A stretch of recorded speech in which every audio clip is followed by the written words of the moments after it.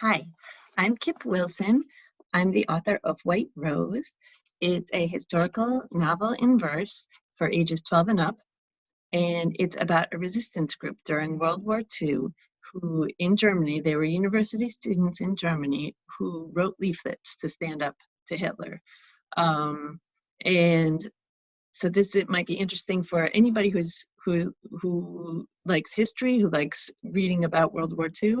And because it's a novel in verse, it's much faster to read, of course. And if you like poetry, this is something that might be for you. So today I'm going to read you one poem from this book, and I'm going to kind of show you how I studied a lot to write this book. I read a lot of other books and did a lot of research. But all that book stuff is only going to get you so far when you want to write a novel, which is really a story, right? So I'm going to show you how I took some information and I used that to make it a more engaging story. And then I'm going to challenge you to do the same thing by picking a historical event or a historical person and choosing something specific and kind of writing about that and seeing how you can turn that into a story using poetry. So first I'm going to read one poem from the book that's about 2/3 of the way through. It's called On the Train. And just to give you a little context, as I said, the White Rose group wrote leaflets against Hitler. And not only did they, run around their town at night, their city, leaving these leaflets in places, they also mailed them. And so this is a day that Sophie Scholl, the protagonist of the story, takes a whole bag, a rucksack filled with these leaflets to another city to mail them to people who lived there. And this is called On the Train. I board the train, set the rucksack. I'm going to make a mistake in the first one. Blah, blah, blah. Okay, so this is to show you that just because you're a poet doesn't mean you can speak well. So I'll try again. On the train. I board the train, set the rucksack on the shelf in one compartment, glance over my shoulder, move to sit in the next one. Boom, boom, boom, boom.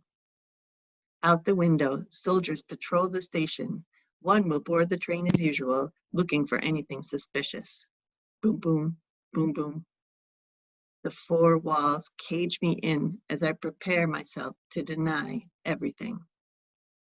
It takes an hour for the first leg of my journey, but the contents of the rucksack in the neighboring compartment, heavy with 1,000 envelopes filled with treason, make each minute stretch into days. So the information I had to write this poem was that I knew that Sophie took these rucksacks filled with leaflets, and I knew that she took 1,000 this day, about 1,000, and that she went on the train, and I knew about how long the train journey took, but I don't know what she was thinking. I don't know exactly what she felt. And that's the part that I had to imagine because it's historical fiction. So I take the facts that I knew what she did, and then I take them and I add in some emotion and some thoughts of, there's nobody who wouldn't be scared doing this. There are Nazi soldiers right outside the train, right on the train. She's carrying treason. These leaflets were treason. And if you were caught with them, you would be arrested. And so I knew she had to have been scared. So that's what I took and that's what I added when I wrote this poem. So my challenge to you is to take, like I said, some event or person from history, probably a person in an event, like, I don't know, the day that some famous aviator went on their flight, or that somebody standing up to civil rights marched, some kind of event that a person is taking part in and that is very meaningful to them and to history.